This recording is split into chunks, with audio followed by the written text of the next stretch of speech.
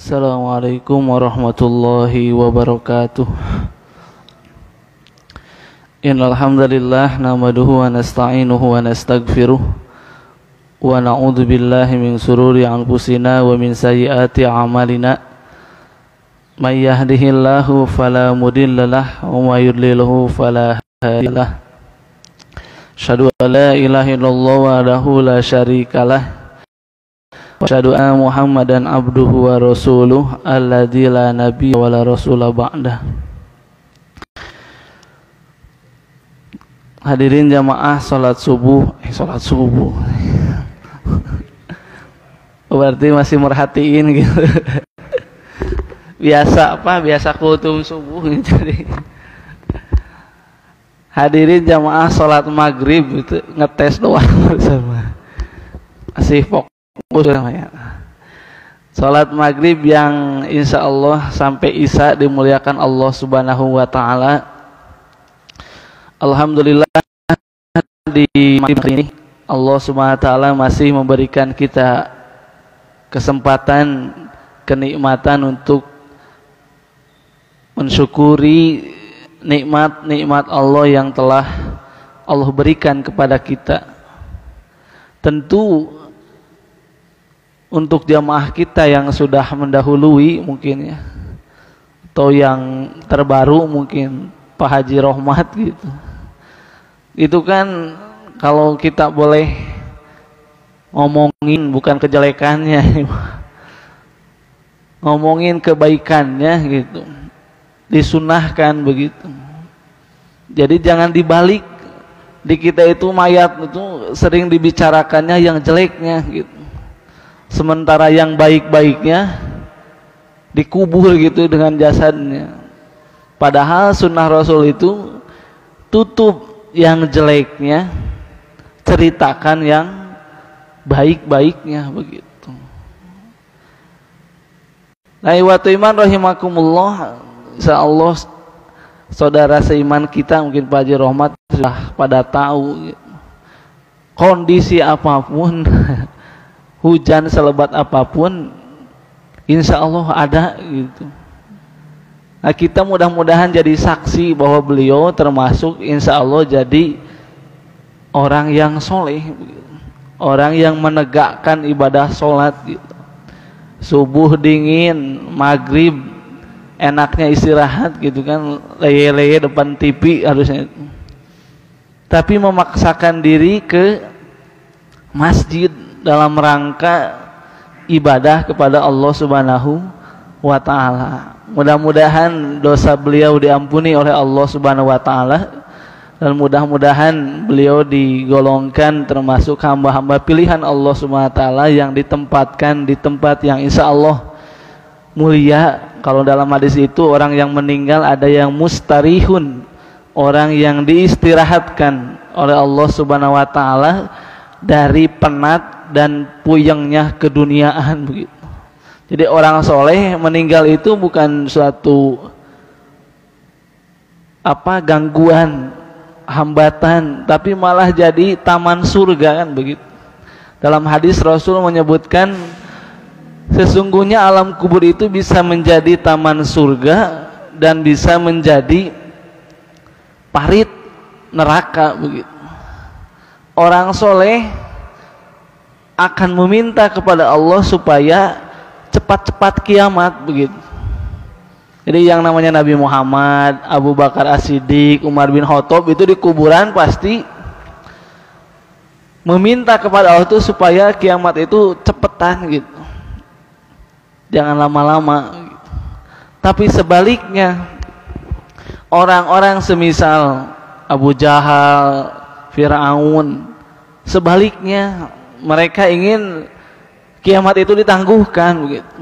Karena apa?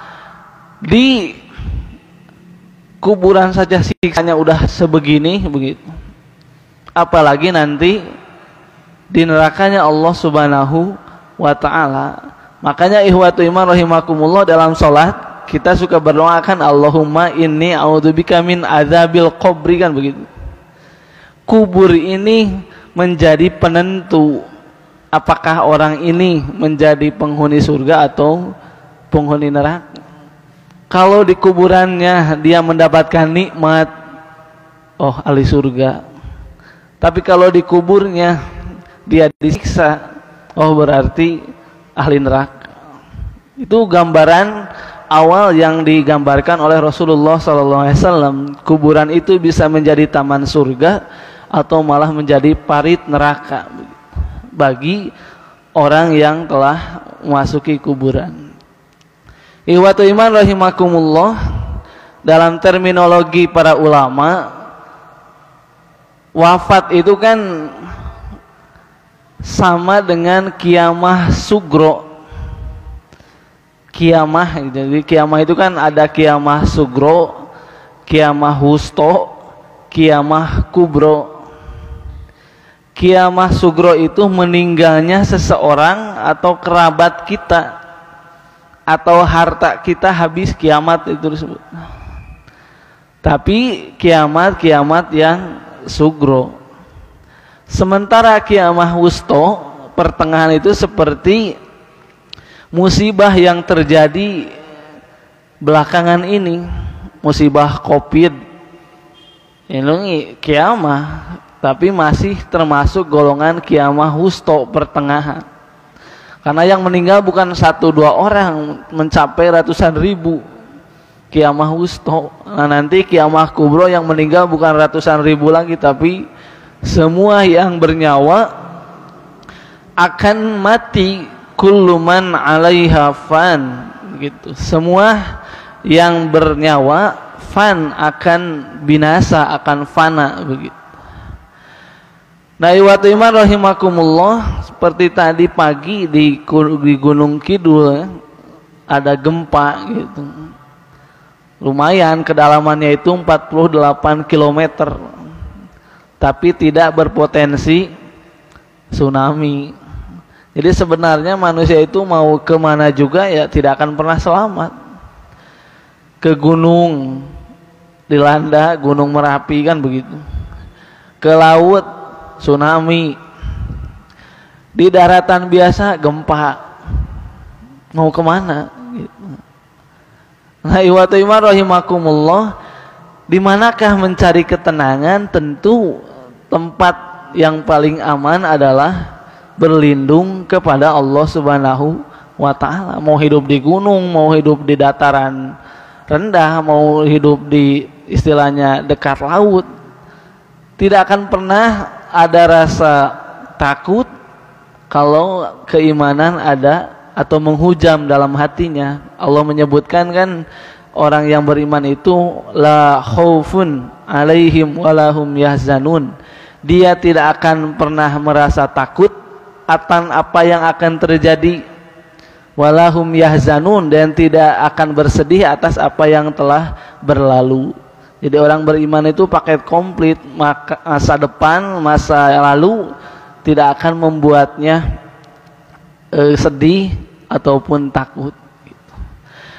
Nah, ikhwatul iman rahimakumullah, kita berkumpul di tempat ini mudah-mudahan dalam rangka mensyukuri nikmat Allah Subhanahu wa Ta'ala, diantaranya nikmat sehat, nikmat waktu, nikmat jasad.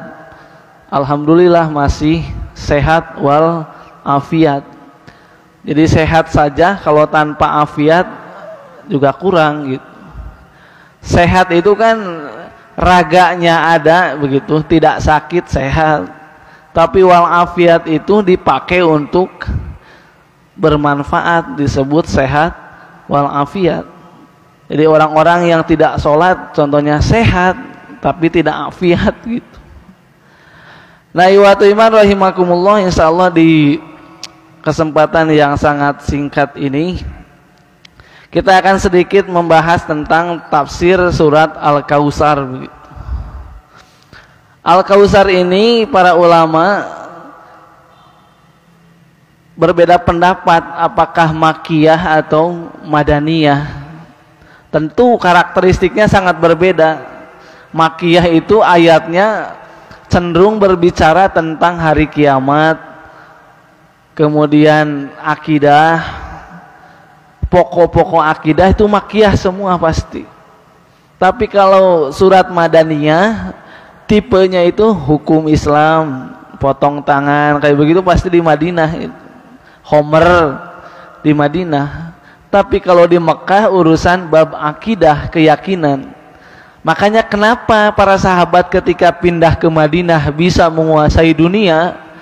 Karena di Mekah 10 tahun Rasul sudah membangun pondasi keimanan yang luar biasa. 10 tahun Rasul membangun keimanan para sahabat. Kemudian 13 tahun di Madinah Rasulullah SAW memberikan hukum-hukum di atas akidah tadi, seperti potong tangan, rajam, jilid untuk yang berzina. Itu tidak akan pernah terjadi kalau akidahnya tidak kuat gitu. Kenapa gitu? Di dunia Islam sekarang memandang potong tangan, rajam itu sebagai hukum yang dalam tanda kutip primitif begitu. Karena mereka tidak memiliki keimanan yang kuat. Tapi kalau memiliki keimanan yang kuat, mereka akan mendapatkan hikmah, mendapatkan pelajaran mengapa Allah memberikan hukum itu seperti ini gitu. Contoh dalam hukum kisos gitu kan, dalam Al-Baqarah disebutkan walakum fil kisosu hayatun ya ulil absor kan gitu, atau ya ulil albab. Dalam kisos itu ada kehidupan. Maksudnya apa?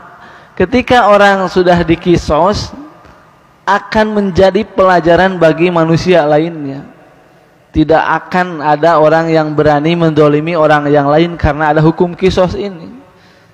Kata Al-Quran itu kan al-ainu bil aini, mata dengan mata, al-udhunu bil udhuni, telinga dengan telinga lagi, nyawa dengan nyawa lagi. Nah, kalau kisos ini diterapkan sebagai sumber hukum gitu di undang-undang, ini luar biasa gitu. Tapi jangan juga ada orang-orang yang menolak undang-undang yang ada di Indonesia. Misalnya mereka mengkafirkan para pemimpin negara dengan alasan hukum yang diambil bukan dari hukum Islam begitu. Padahal kalau kita perhatikan di Indonesia, negara demokrasi mana yang ada menteri agamanya gitu. Di Amerika tidak ada menteri agama gitu. Tapi di Indonesia ada menteri agama, kemudian ada undang-undang haji, undang-undang pernikahan, itu kan terobosan sebenarnya. Sumbernya dari mana? Dari Al-Quran dan Sunnah Rasulullah Sallallahu Alaihi Wasallam. Atau misalnya lah, hukum yang ada di jalan, misalnya lampu bangjo, lampu hijau merah itu kalau mikirnya dalam, itu diambil dari hadis Rasulullah Sallallahu Alaihi Wasallam. Kata Rasul kan, man salimal muslimu min lisanihi wa yadihi kan gitu. Orang ketika diatur oleh lampu kan tidak menyakiti, tidak nabrak kan gitu. Nah, diatur gitu. Makanya dengan hukum yang bersumber dari Al-Quran dan As-Sunnah, maka para anggota DPR yang benar-benar niatnya meninggikan kalimat Allah sedang berjuang bagaimana hukum dalam Al-Quran ini diterjemahkan dalam hukum undang-undang begitu. Karena mohon maaf, kalau Al-Quran dijadikan sebagai hukum, pasti hanya diamalkan oleh orang-orang mukmin kan, kalau benar imannya juga itu. Tapi kalau Al-Quran dipakai, diambil jadi undang-undang, kira-kira yang make orang muslim saja atau semuanya? Semuanya pasti. Yang namanya warga negara Indonesia pasti akan ikut aturan yang dibuat oleh undang-undang. Nah, itu iwatu iman rahimakumullah, salah satu jihad terbesar di parlemen sebenarnya. Karena banyak ustadz-ustadz kita yang kalau dihitung kuantitas memang minoritas begitu di sana itu. Kebanyakannya ya masih bergelut dengan isi perut begitu. Bagaimana caranya modal kemarin pilkada bisa balik lagi gitu. Banyak orang yang seperti itu. Jadi kemarin habis 1 M, jadi ngejabat 5 tahun harus dapat untung begitu. Makanya kata kemarin penasehat KPK senior, yang paling enak jadi bisnis itu ya itu korupsi begitu. Masuk sekian, nanti bisa ngambil uang sekian, pindah dulu ke luar negeri, baru ke Indonesia lagi. Nah, iwatu iman rahimakumullah. Jadi dalam Islam ini hukum yang paling sempurna adalah hukum yang telah ditetapkan oleh Allah dan juga Rasulnya begitu. Surat ini dinamai Al-Kautsar berdasarkan ayat pertama kan, inna a'toinakal kautsar. Sesungguhnya kami memberikan kepadamu Muhammad gitu Al-Kautsar, kenikmatan yang sangat banyak. Pertanyaannya, apakah Nabi Muhammad saja yang diberikan kenikmatan yang banyak? Tentu jawabannya tidak. Semua makhluk yang telah Allah ciptakan semuanya mendapatkan nikmat dari Allah Subhanahu wa ta'ala. Kemudian ikhwatu iman rahimakumullah, ini kalau yang dibawa Quran bisa dilihat ya. Kita lihat munasabahnya, kaitan antara surat Al-Kautsar dengan surat sebelumnya, yakni surat Al-Maun. Ikhwatu iman rahimakumullah, dalam surat Al-Maun Allah memberikan sifat kepada orang kafir dan munafik itu, ara'aital ladzi yukadzibu biddin. Wahai Muhammad, apakah kamu melihat atau memperhatikan orang-orang yang mendustakan, bukan agama ya, tapi mendustakan hari akhir gitu, din di situ. Seperti dalam surat Al-Fatihah, Malik Yaumiddin, raja di hari pembalasan, bukan raja di hari agama gitu. Apa yang pertama? Fadzalikal ladzi yad'ul yatim. Orang kafir, orang munafik ini orang-orang yang pelit, menghardik anak yatim begitu. Sifat yang pertama. Yang kedua, alladzina hum an sholatihim sahun. Mereka meninggalkan sholat. Jadi orang kafir, orang munafik, mereka meninggalkan sholat. Jadi orang munafik meskipun sholat tidak dianggap oleh Allah dia itu sholat begitu. Karena orang munafik itu kan dalam hadis disebutkan senangnya itu sholat dalam waktu siang saja gitu. Kalau malam itu nggak mau, kenapa?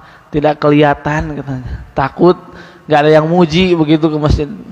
Jadi orang munafik itu duhur, asar, maghrib, isya sama subuh nggak malas gitu. Karena tidak ada orang yang melihat. Karena zaman Nabi jangan dibayangkan seperti kita. Zaman Nabi itu kan tidak ada listrik pada waktu itu. Masih menggunakan api apa adanya. Nah, orang-orang munafik ini paling benci sholat subuh dan isya begitu. Jadi kalau diantara kita yang malas sholat isya dan sholat subuh, jangan-jangan begitu. Dalam hatinya ada sifat kemunafikan. Yang ketiga, orang munafik dan orang kafir ini riya. Alladzina hum yuraun. Mereka itu orang-orang yang berbuat riya, ingin dilihat, ingin dipandang ketika melakukan satu perbuatan. Kemudian yang keempat, wayamnaunal maun. Mereka juga menahan nikmat yang telah Allah berikan. Jadi pelit begitu. Nah, surat Al-Maun ini bantahannya adalah surat Al-Kautsar begitu. Kita lihat Allah Subhanahu wa taala menyebutkan dalam ayat pertama, inna a'toinakal kautsar. Sesungguhnya kami telah memberikan kepadamu Muhammad kenikmatan yang banyak. Fasolli. Maksudnya Allah Subhanahu wa taala memberikan nikmat yang banyak kepada Nabi Muhammad supaya membagikan ke anak yatim dan tidak menghardik ke orang miskin begitu. Jadi kalau orang munafik pelit, Nabi Muhammad Al-Kausarnya ini diberikan harta yang banyak ini supaya menyelisihi perbuatan orang munafik. Jadi Al-Maun, kenapa Al-Maun kemudian Al-Kausar, ayat ini saling keterkaitan. Kemudian ketika orang munafik tidak mau sholatnya, fawailul lil musallin begitu. Kata Allah kan dalam surat Al-Kausar, fasolli, maka sholatlah begitu. Jadi orang munafik nggak mau sholat, Nabi Muhammad disuruh untuk sholat. Meskipun domirnya hitob ayat ini untuk Nabi Muhammad saja, tapi pelajarannya untuk umatnya semuanya. Jadi Allah Subhanahu wa taala sudah memberikan nikmat yang banyak, fasolli, salatlah, maksudnya ibadah kepada Allah Subhanahu wa taala. Kemudian yang ketiga tadi, orang munafik itu sifatnya ria, kalau beribadah ingin dilihat oleh orang lain. Dibantah oleh Allah Subhanahu wa taala, li rabbika, untuk Tuhanmu saja. Jadi orang munafik niatnya ria, orang beriman seperti Nabi Muhammad sholatnya li rabbika, hanya untuk Allah, artinya ikhlas begitu. Jadi ikhlas itu mengerjakan sesuatu atas dasar orang yang memerintah, ikhlas disebut. Contoh, ada istri disuruh suaminya untuk menyiapkan kopi. Istrinya dalam hati ingin menyiapkan kopi berdasarkan perintah suaminya, ikhlas itu namanya. Tapi tidak akan mendapatkan pahala begitu. Tapi kalau istri dengan niatan melayani suami supaya Allah ridho begitu, insya Allah dapat pahala begitu. Kemudian yang keempat, wa yamna'unal ma'un, dibantah oleh ayat wanhar, dan sembelihlah. Jadi kalau orang munafik itu nggak mau ngeluarin harta, Nabi Muhammad diperintahkan oleh Allah, fasolli li rabbika wanhar. Dalam satu ayat ada 3 perintah, ibadah dengan ikhlas kepada Allah dan juga berkurban begitu. Di satu ayat 3 bantahan, Allah Subhanahu wa taala begitu efektifnya. Kalau Al-Maun kan 7 ayat begitu. Ini cuma 2 ayat membantah yang 7 ayat itu. Jadi ikhwatul iman rahimakumullah, ini disebut dengan bagaimana Allah Subhanahu wa taala memilih kata, memilih kalimat dengan sebaik-baiknya kalimat begitu. Jadi Al-Quran ini kan sebaik-baik kalam, makanya para khotib sering mengucapkan fa inna asdaqal hadisi kitabullah, maka sesungguhnya perkataan yang paling jujur adalah kitab Allah. Perkataan yang paling benar adalah kitab Allah. Selain daripada itu tidak benar gitu. Kecuali ucapan-ucapan yang bersandar pada Quran, itu pasti benar. Jadi orang-orang yang hidupnya bersandar pada Quran, insya Allah perbuatannya benar. Nah, iwatu iman rahimakumullah, dalam ayat ini, dalam surat Al-Kausar, Allah menuntut kepada kita karena sudah diberikan Al-Kausar, kenikmatan yang banyak, fasolli, maka sholatlah, maka ibadahlah kepada Allah, li rabbika, hanya kepada Allah saja, wanhar, nah ini, dan bagi yang memiliki harta yang lebih, maka berkurbanlah. Kalau kita perhatikan hari raya dalam Islam, Idul Fitri dan Idul Adha, syarat akan makna sosial. Idul Fitri bagi-bagi beras atau uangan begitu. Idul Adha bagi-bagi daging, makna sosial. Jadi Islam menuntut di hari raya itu agar kaum muslimin supaya lebih tinggi kesosialannya terhadap manusia yang lainnya. Jangan salah sama semut gitu. Jangan kalah sama monyet. Mereka begitu kompak. Ini mah jangankan sesama manusia, sesama mukmin saja masih gibah, masih hasud, masih tajasus. Tajasus itu kepo gitu. Kepo dalam artian negatif. Jadi orang dapat mobil dicari gitu, kok bisa dapat mobil? Timbul suudzon, timbullah gibah. Nah, iwatu iman rahimakumullah. Sebenarnya ayat ini juga memberikan bantahan terhadap orang-orang yang menghina Nabi Muhammad SAW. Ketika Rasulullah SAW memiliki anak laki-laki, semuanya kan dalam sejarah disebutkan meninggal. Tidak ada putra Nabi Muhammad yang laki-laki sampai usia dewasa, tidak ada. Yang ada hanya satu, yakni Fatimah saja, itu juga perempuan. Sisanya Allah ambil. Hanya usia belia namanya Ibrahim, namanya Qasim, anaknya Nabi Muhammad, tidak ada yang sampai dewasa sudah meninggal semua. Hikmahnya apa?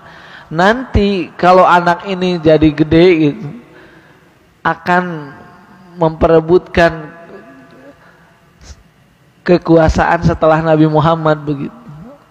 Para ulama ada yang menyebutkan kenapa Allah SWT mengambil anak dari Nabi Muhammad itu padahal usianya masih kecil-kecil begitu.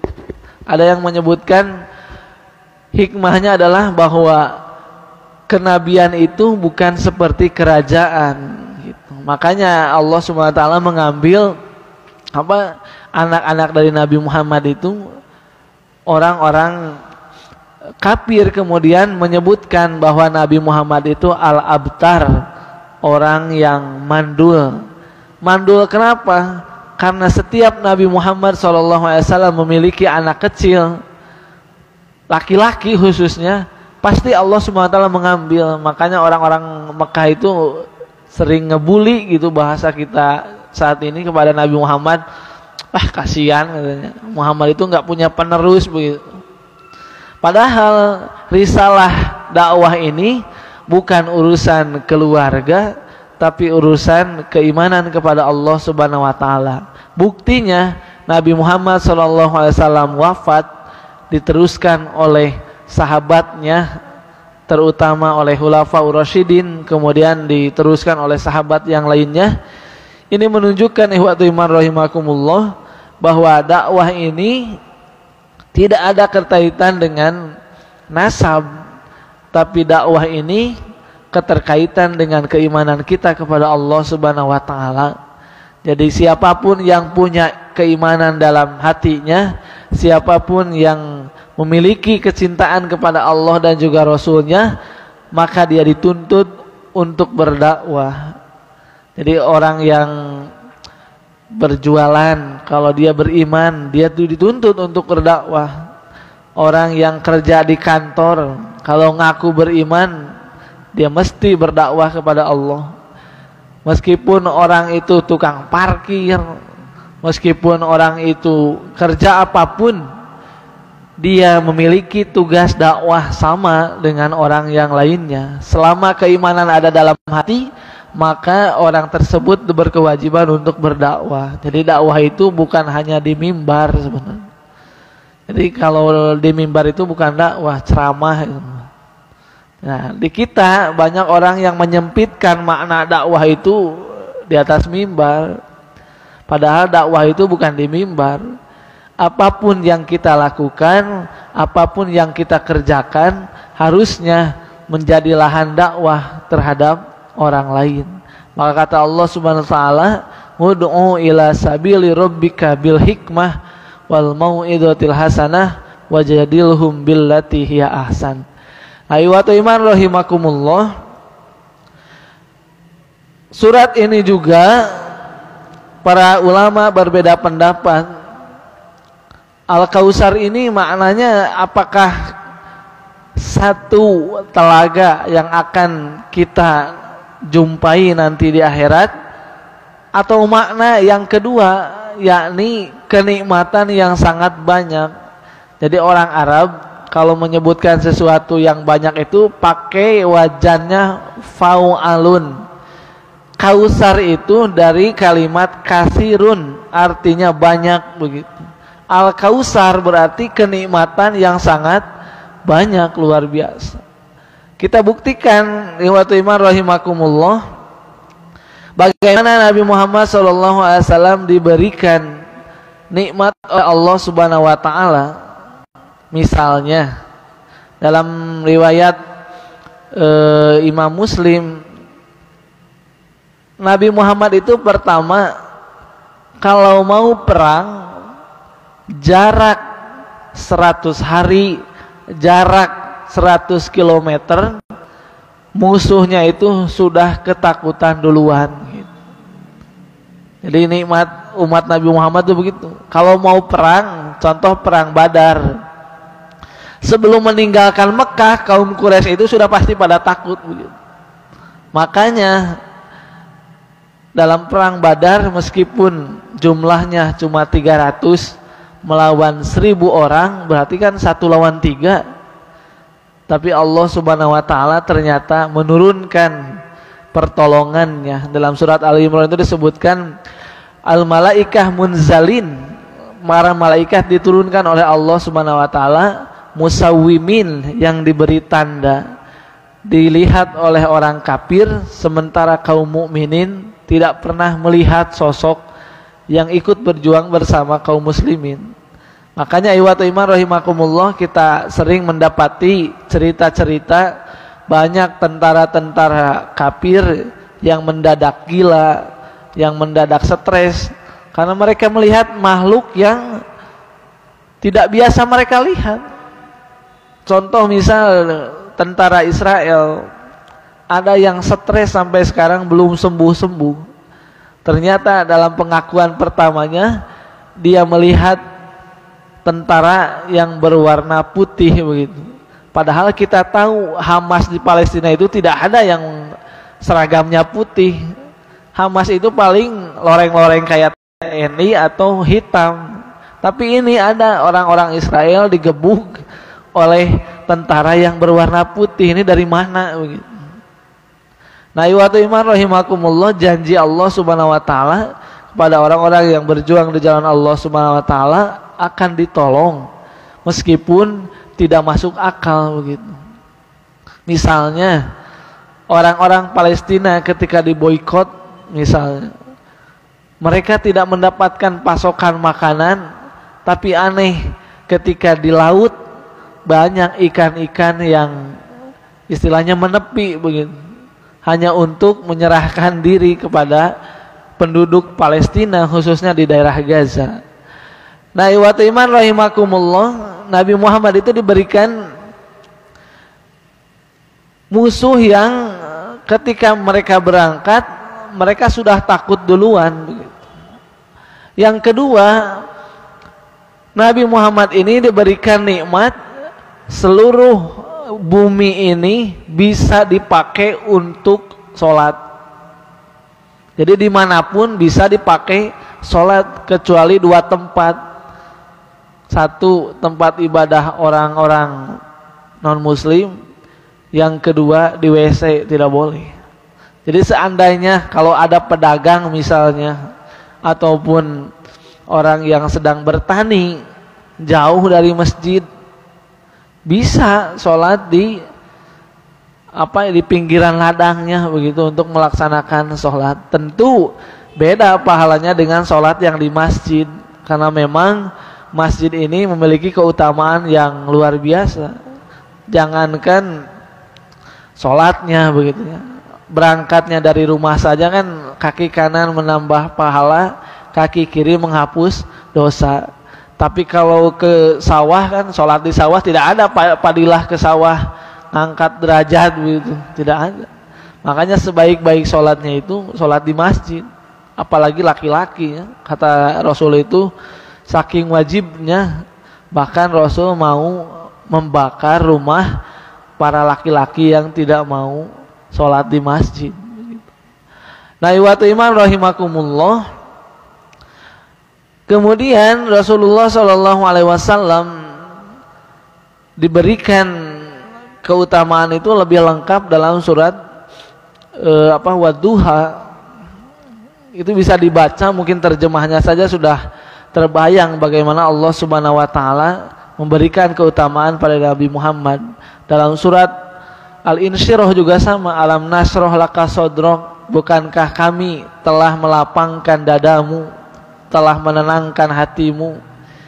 Nah, iwatu iman rahimakumullah, apa yang kita bisa ambil dari ayat ini adalah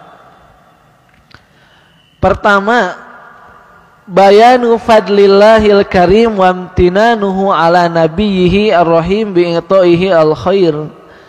Ayat ini menjelaskan bagaimana Allah Subhanahu wa taala memberikan keutamaan dan juga rahmatnya kepada Nabi Muhammad sallallahu alaihi wasallam bi'ita'ihi al-khair al-kasir fid dunya wal akhirah, dengan memberikan nikmat yang banyak baik itu di dunia ataupun di akhirat. Wa minhu nahrul kausar fil jannah. Di antara nikmat yang banyak itu adalah telaga Kausar. Jadi di telaga Kausar itu setiap mukmin yang dipanggil ke sana disuruh minum. Kalau sudah minum dari situ tidak akan mungkin haus selamanya.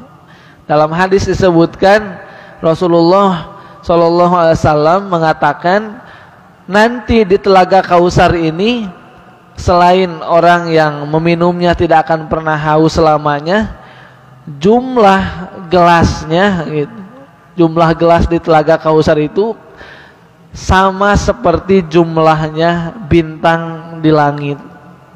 Siapa yang bisa menghitung jumlah bintang di langit? Mari kan bahasa kita itu jutaan atau miliaran bintang di sana.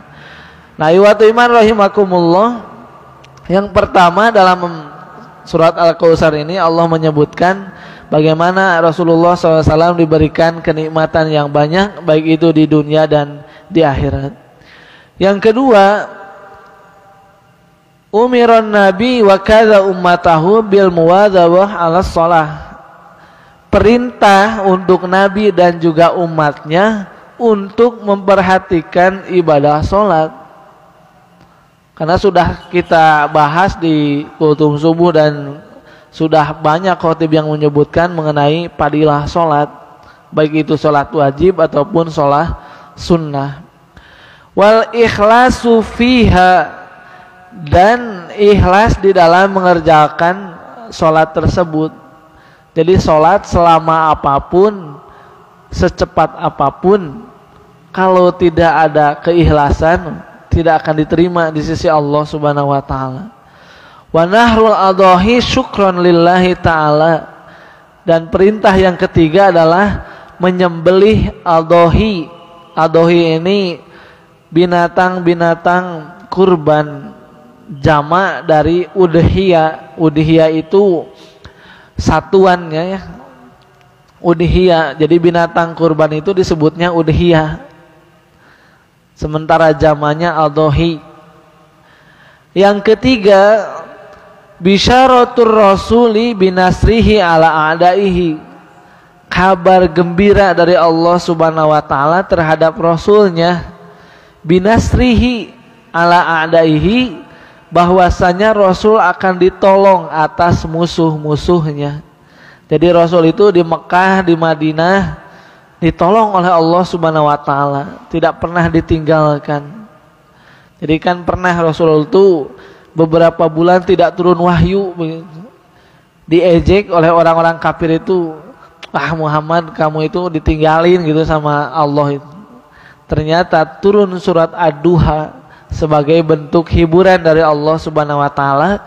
Dari sekian lamanya wahyu tidak turun, Bahkan ada yang menyebutkan 6 bulan sampai 8 bulan wahyu tidak turun. Wa bi khuzihim wa idlalihim wa hiqaratihim bisababi inqita'ihim an kulli khairin fid dunya wal akhirah. Jadi terbalik, yang sebenarnya orang mandul itu bukan Nabi Muhammad, tapi orang-orang kafir. Mengapa? Karena orang-orang kafir dan munafik ini tidak mendapatkan kebaikan, baik itu di dunia ataupun di akhirat. Kalau dalam surat Al-Bayyinah itu kan orang mukmin disebut khairul bariyah, sementara orang-orang yang kafir dan munafik itu syarrul bariyah, sejelek-jeleknya manusia. Nah, ikhwatul iman rahimakumullah, dalam ayat ini Allah Subhanahu wa taala menyebutkan orang yang mandul itu bukan orang yang tidak punya anak, tapi orang yang mandul itu adalah orang yang punya anak tapi tidak dididik, tidak dipaksa dalam mengerjakan perintah Allah Subhanahu wa taala. Jadi hakikatnya orang yang mandul itu dia punya anak tapi tidak diperintahkan, tidak dididik dalam ketaatan kepada Allah Subhanahu wa taala.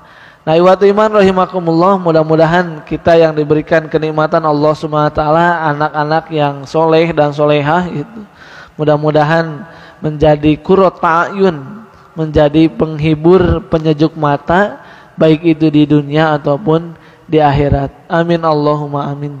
Itu saja mungkin bisa disampaikan, mudah-mudahan ada guna dan manfaatnya. Mudah-mudahan kita termasuk orang-orang yang mendapatkan Al-Kausar tapi terus wasolli, beribadah kepada Allah Subhanahu wa taala, bukan hanya untuk pribadi tapi wanhar, dia melakukan ibadah sosial juga terhadap mukmin yang lain, khususnya fakir miskin, anak yatim dan para duafa yang lainnya. Aqulu qouli hadza wa astaghfirullah li wa lakum.